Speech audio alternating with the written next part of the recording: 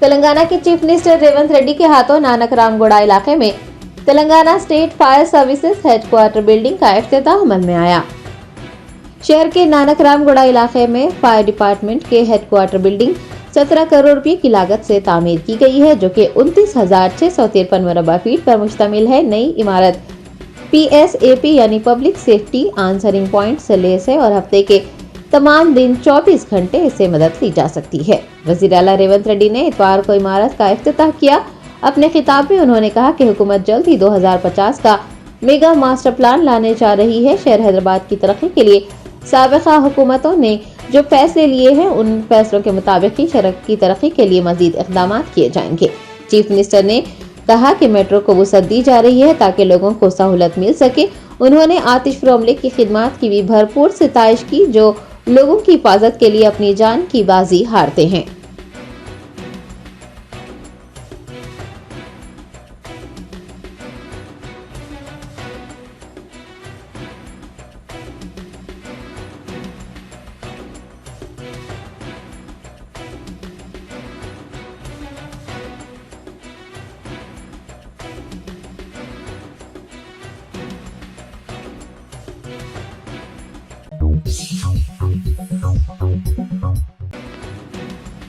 रियासत के deputy chief minister Mallu भट्टी विक्रमार्का ने इंटीग्रेटेड ट्राइबल डेवलपमेंट कॉरपोरेशन के गवर्निंग बॉडी इजलास में शिरकत की।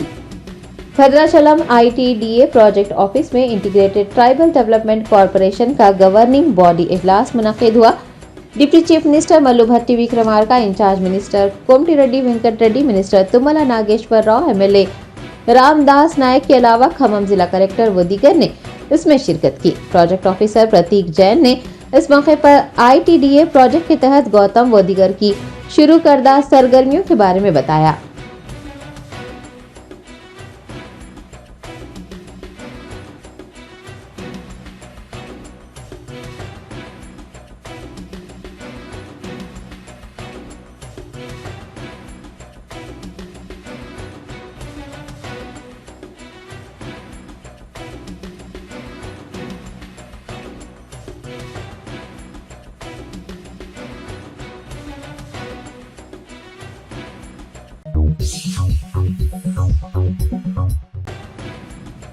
कांग्रेस के रुकने पार्लियामेंट राहुल गांधी ने केरला के वायनाड में हाथियों के हमले के मुतासरीन के अहले खाना से मुलाकात की। हुकूमत से मुतासरीन को मुआवजा देने का मुतालबा किया। AICC के साबिक सदर व वायनाड रुकने पार्लियामेंट राहुल गांधी ने अपनी भारत जोड़ो इंसाफ यात्रा से वक्फा लेते हुए वायनाड में हाथियों के हमले के मुतासरीन के रिश्तेदारों से मुलाकात की। बाद अज़ां एक प्रेस कॉन्फ्रेंस को मुखातिब करते हुए उन्होंने कहा कि कुछ अरसे से हाथियों के लोगों पर हमला करने के वाक़यात पेश आ रहे हैं। इंतजामिया को फौरी और मौसर तरीके से इक़दाम करने की ज़रूरत है और मुतासरीन को मुआवजा अदा करने की भी ज़रूरत है। उन्होंने कहा कि मेडिकल कॉलेज का भी नाजुक मसला है और वो ये समझने से कासिर हैं कि उसकी तामीर और तरक्की में इतना वक्त क्यों लग रहा है। राहुल गांधी ने वज़ीर आला से दरख्वास्त की है कि वो इसके कामों में तेजी लाएं।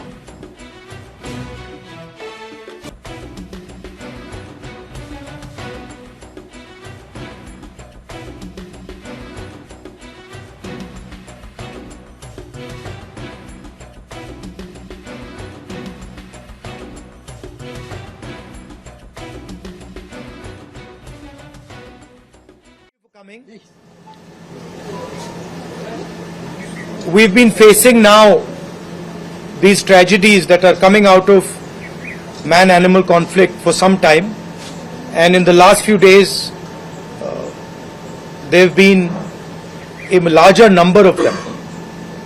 So I cut short my Bharat Jodo Nyay Yatra and came here to speak to the people who lost their family members, to condole with them, and also to speak to the administration here. We've told the administration that they need to pay the compensation quickly and effectively and not delay the compensation that has been happening over the last couple of months. We also suggested to look into setting up and testing an early warning system. They've told us that there is a rapid response team, but it is quite clear that one team is not enough. So we've mentioned to them that they should increase the number of teams and supply the teams with everything that is required. There's a question of interstate cooperation between Kerala, Tamil Nadu and Karnataka.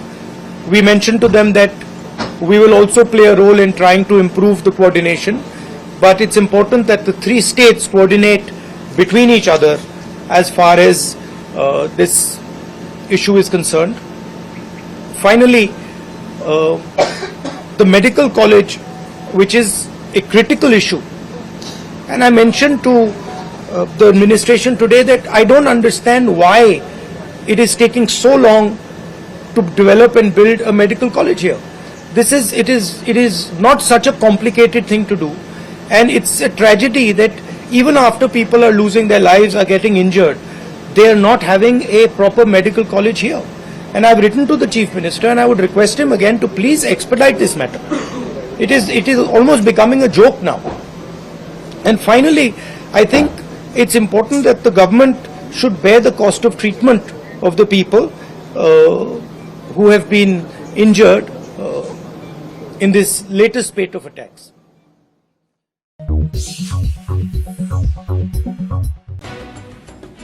TSRTC के MD VC Sajjanar ने मेदाराम जत्रा की तैयारियों के सिलसिले में zonal staff training college में मुनक्किद होने वाले इजलास में बतौर मेहमान खुसूसी शिरकत की।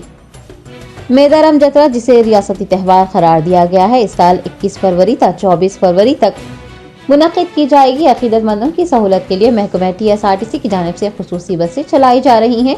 इतवार को टीएसआरटीसी की जानिब से किए जा रहे इंतजामात के खुसूस में zonal staff training college Warangal में एक इजलास मुनक्किद हुआ।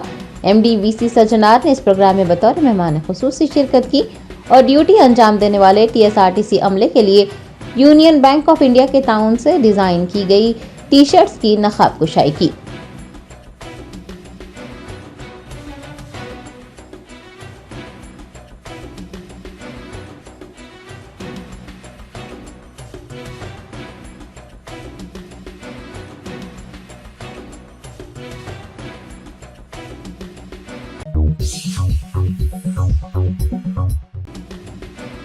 हीरा ग्रुप ऑफ कंपनीज की एमडी नोहेरा शेख ने इल्जाम लगाया है कि बंडला गणेश ने उनके मकान पर कब्जा कर लिया और उनके ही खिलाफ मुकदमा दर्ज करवाया।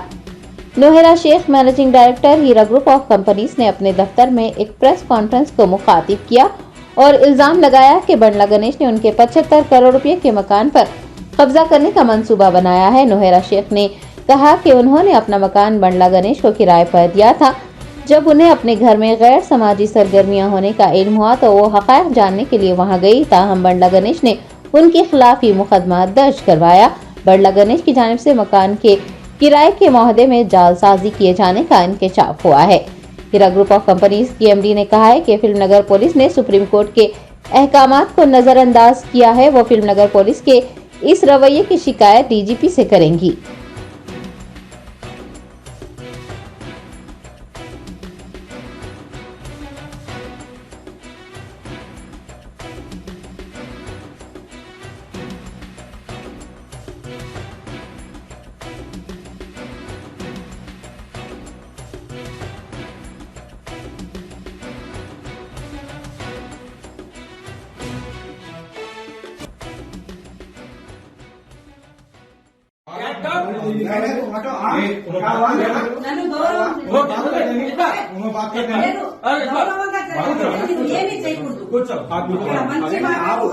यहाँ क्या पैसा रुपा से बात कर रहे हैं? क्या इधर उधर के झीमे आज समझ रहे क्या? बस बदमाशी नहीं करोगे करना आप आए कहीं के लिए इधर बात करने के लिए गणेश अच्छा వన్లాసు హౌస్ 5-6 తారీఖు 5వ నెల 21లో అగ్రిమెంట్ రెంటల్ అగ్రిమెంట్ చేసుకున్నాడు. దీని తర్వాత పొద్దున్న కంప్లైంట్ ఎఫ్ఐఆర్ బుక్ చేయించిండు. ఈవినింగ్ వచ్చి ఈ వాయిస్ రికార్డ్ పంపించిండు. అక్క నీ ఇల్లు నేను రెంటుకున్న అక్క, నీదే అక్క ఇల్లు, ఎవరేమన్నా నీకు ఇల్లు ఇస్తా అక్క అని చెప్పేసి మళ్ళీ ఒక వాయిస్ రికార్డ్ పెట్టిండు. చూడండి, వినండి.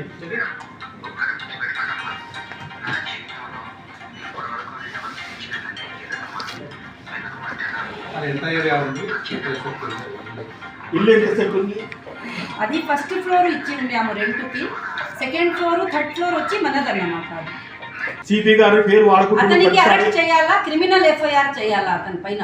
ఎందుకంటే అంత పెద్ద క్రిమినల్ని జాగా ఇస్తే పోలీస్ వాళ్ళకి కూడా గౌరవం ఉండదన్నమాట. ఆ క్రిమినల్ని తీసుకొని మాకు రియల్ ఓనర్ని ట్రెస్పాసర్ అని చెప్పడం అది చాలా పెద్ద తప్పు. ఎంక్వైరీ చేసుకోవాలా ఎవరు ట్రెస్పాసరు, ఎవరు వేరే వాళ్ళు అని చెప్పేది. 25,000 స్క్వేర్ ఫీట్ గ్రౌండ్ ఫ్లోర్ లో ఉన్నాడు, సెకండ్ ఫ్లోర్ థర్డ్ ఫ్లోర్ లో నేను ఉంటానన్నమాట. మనం అరెస్ట్ చేసి రిమాండ్ చేయండి. బండ్ల నుంచి మేము తిట్టితే ఆ తిట్టిన సీసీ ఫుటేజ్ కానీ మన వీడియో రికార్డు ఉంటే మమ్మల్ని అరెస్ట్ చేయండి. బండ్ల గణేష్ మమ్మల్ని అన్న అన్నాడు, ఆమె చెల్లె అన్నాడు, ఈమె అక్క అన్నాడు అనేసి ఇట్లా చెట్ట చెట్ట మాటలు. అసలు ఆడపిల్ల కుంపటి చూపించద్దు, నేను చూపిస్తున్నాను. ఇదో లంజ ఉడక ఆఖరిగా చెట్ట చెట్ట ఆమె ఆడపిల్లని పెడుతున్నాడు.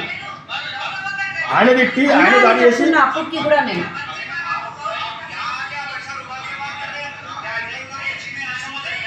ఆమె అన్న అంటుంది, ఆమె చెడ్డమడం తిడుతున్నాడు. మీరు వినండి, ఇది బండ్ల గణేష్ అన్యాయం చేసినట్ట లేకపోతే ఈమె అన్యాయం చేసినట్ట? రెడ్డి గారు నా క్లోజ్ ఫ్రెండ్, మళ్ళీ వచ్చి వి మినిస్టర్కి, ఆమెను కొండల రెడ్డికి, ఇక్కడికి అందరికీ ఫోన్, బండి సంజయ్కి, ఎవరికి నా ముందరే ఫోన్ చేసి మైక్ ఆన్ చేసేస్తున్నారన్నమాట. నేను చెప్పినాను, ఎవరున్నా కూడా నీ గురించి, నీ అన్యాయాల గురించి వాళ్ళకి తెలుసో తెలియదు నాకు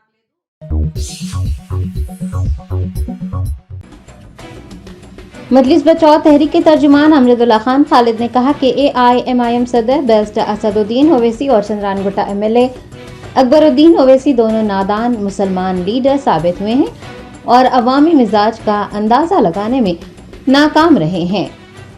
AIMIM के फ्लोर लीडर अकबरुद्दीन ओवैसी की जानिब से कानून साज असम्बली में साबिक़ा BRS हुकूमत पर अवाम को धोखा देने पर तनकीद करने पर MBT तर्जुमान अमजदुल्ला खान खालिद ने ट्विटर यानी एक्स पर अपने शदीद रद्दअमल का इजहार किया। उन्होंने ट्वीट किया कि AIMIM सदर असदुद्दीन ओवैसी और चंद्रानगुट्टा MLA अकबरुद्दीन ओवैसी दोनों नादान मुसलमान कायद साबित हुए हैं जो अवामी मजाज का अंदाज़ा तक नहीं लगा सके।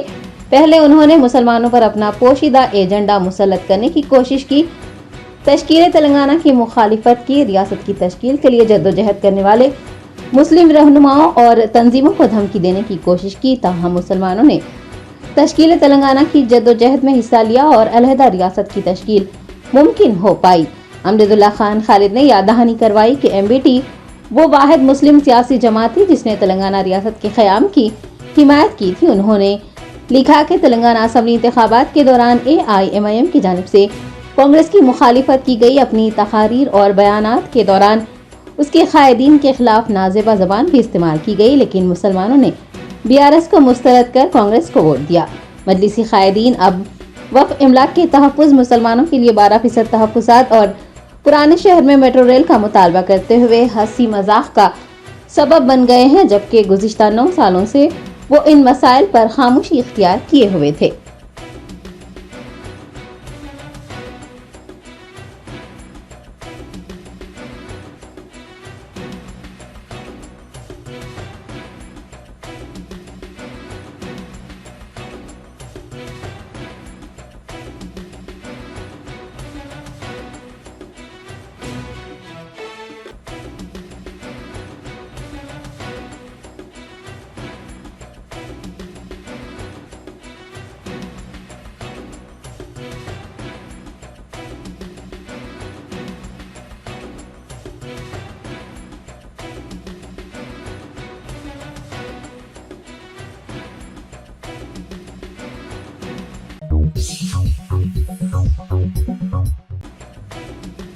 किसान लीडर जगजीत सिंह का कहना है कि मरकजी हुकूमत ये कह रही है कि वो किसानों से बात करते हुए मसले को हल करने की कोशिश कर रही है, ताहम किसानों को हुकूमत के इरादे नेक नजर नहीं आते। किसानों के दिल्ली चलो प्रोग्राम के तहत दिल्ली की मुख्तलिफ सरहदों पर किसान डटे हुए हैं। दूसरी जानिब मरकजी वज़रा किसानों के मसाइल हल करने के लिए उनके साथ इजलास मुनक़िद कर रहे हैं।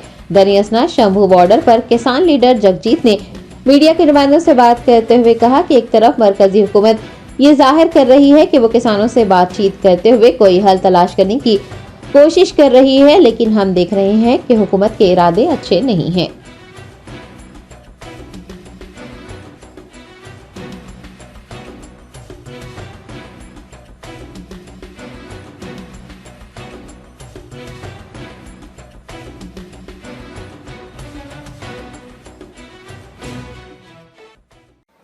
तो जो आज हम पीसी करने का जो वैसे तो वही बात है जो सरकार की ओर से आज बैठक सरकार के साथ होगी, उसका अभी मैसेज आया कि 5:30 बजे शाम को हमारी बैठक शुरू होगी सरकार के साथ। और हम एक बात आपके माध्यम से सरकार को ये कहना चाहते हैं कि देखिए, एक तरफ तो सरकार बातचीत का माहौल बना रही है, बातचीत का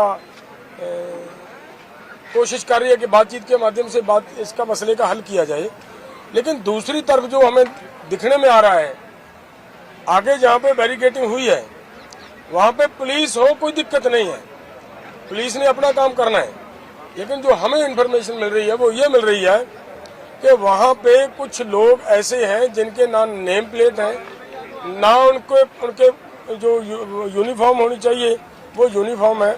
वो कौन लोग हैं जो वहाँ पे मतलब आगे तैनात किए हुए हैं, ये मैं आप सबसे निवेदन करूँगा, कृपया इस बात का भी थोड़ा पड़ताल करने की ज़रूरत है।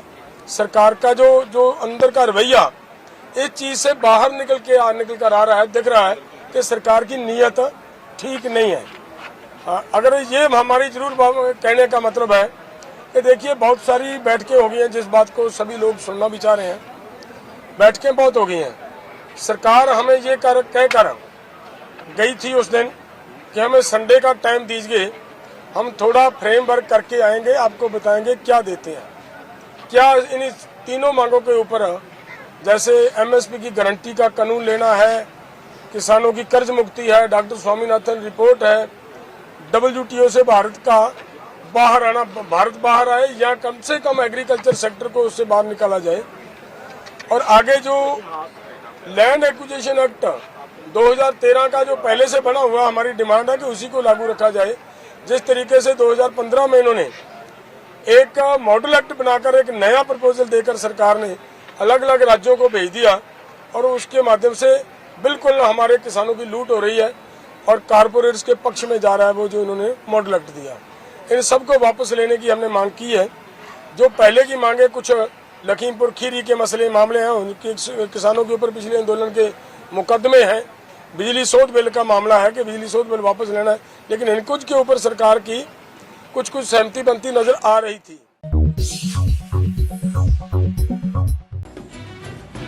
जमीयत अहले हदीस हैदराबाद व सिकंदराबाद हल्के टोली चौकी की जानिब से टेलरिंग कोर्स मुकम्मिल करने वाली खवातीन में असनाद और सिलाई मशीनें तकसीम की गई। जमीयत अहले हदीस हैदराबाद व सिकंदराबाद हल्के टोली चौकी के ज़ेर एहतमाम मस्जिद तक़वा वाक़े IES कॉलोनी में घर बैठे काम करते हुए अपने खानदान की कफालत करने वाली खवातीन की मदद के लिए टेलरिंग सेंटर का क़याम अमल में लाया गया था। तक़वा टेलरिंग सेंटर में 40 खवातीन ने अपनी तरबियत मुकम्मिल की है। बरोज़ इतवार खवातीन में असनाद और सिलाई मशीनों की तकसीम प्रोग्राम का इनेकाद किया गया। अहले हदीस हैदराबाद व सिकंदराबाद के सदर शेख शफीकुर रहमान ने इस मौके पर बतौर मेहमान ख़ुसूसी शिरकत की और असनादात सिलाई मशीनों की तकसीम अमल में लाई। इस मौके पर नायब सदर शेख अब्दुल गनी के अलावा तक़वा मस्जिद कमेटी के सदर शेख नवीद, इंचार्ज शेख मोहम्मद सूफी व दीगर मौजूद थे।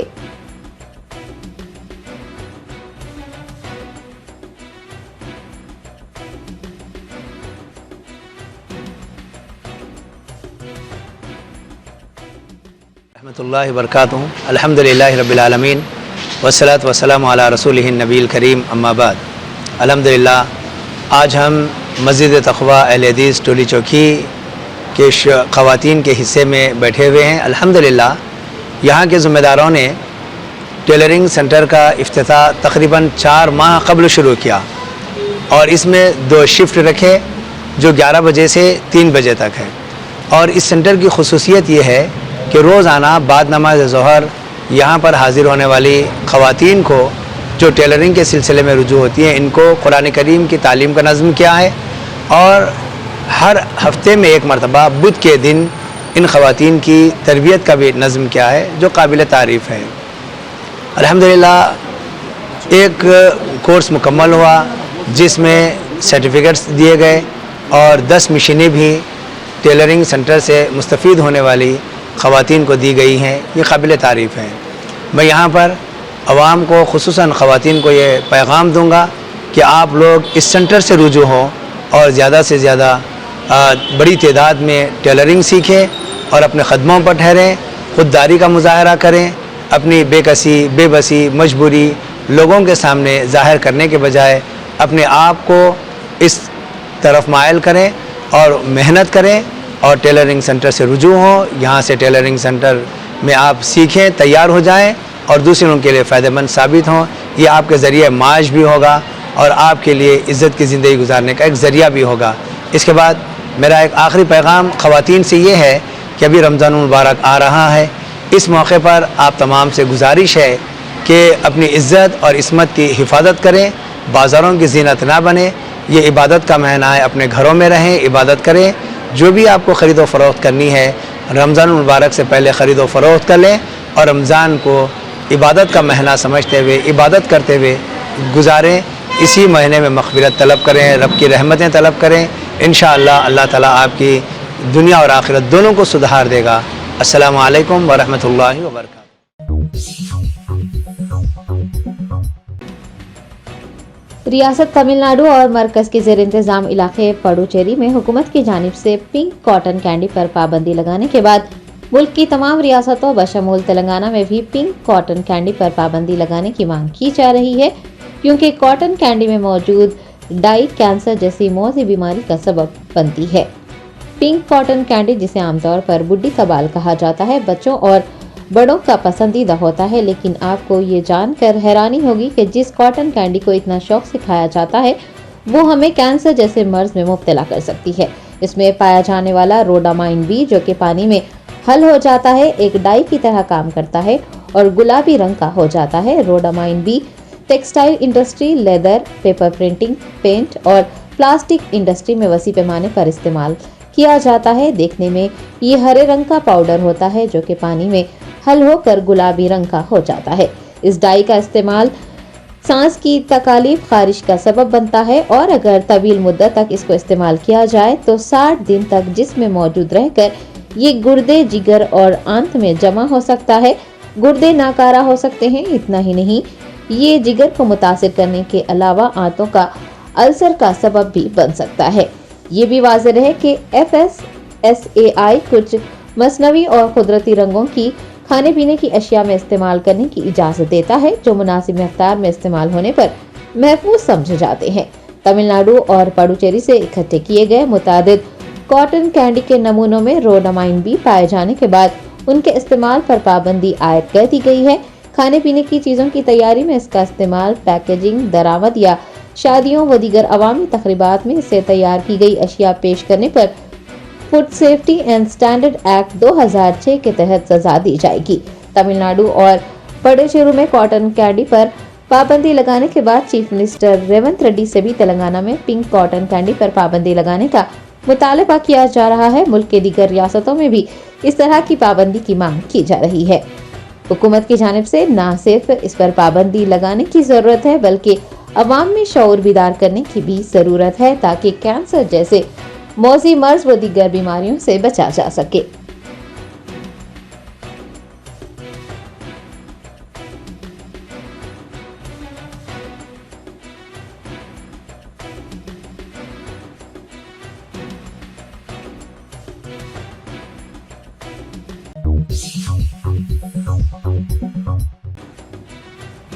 नगर कर्नूल जिले के अचमपेट में एनटीआर मिनी स्टेडियम में एक पुराने सामान की दुकान में जबरदस्त आग लगने का वाकया पेश आया। आतिशबाजी के इस वाकये में तकरीबन 2 से 3 लाख रुपए की इमलाक को नुकसान पहुंचा।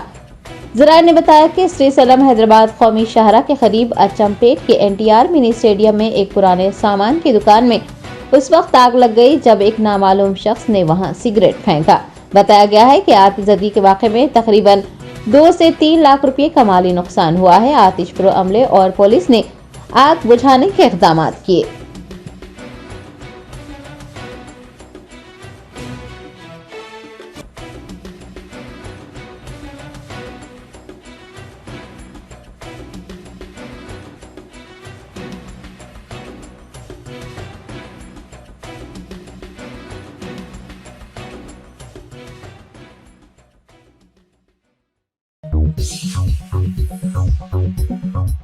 Germanton super speciality hospital, doctor Mir Jawad Jar Khan, senior experienced orthopaedic surgeon, bone fracture, joint replacement, hip replacement और स्पाइन सर्जरी कामयाबी से अंजाम दे रहे हैं। इसके अलावा neuro surgery, cardiology, gynaecology, dental, general medicine, dialysis और फिजियोथेरेपी जैसे शोबाजात में इंतहाई कामयाबी के साथ वाजबी फीस में इलाज किया जा रहा है। शेयरिंग और प्राइवेट रूम्स, अस्पताल में 24 घंटे MRI, CT scan, 2D digital X-ray, ultrasound, operation theatre, ICU और लैब की सहूलत दस्तयाब है। आपकी उम्मीदों के ऐन मुताबिक Germanten super speciality hospital, pillar number 150, Attapur, Hyderabad.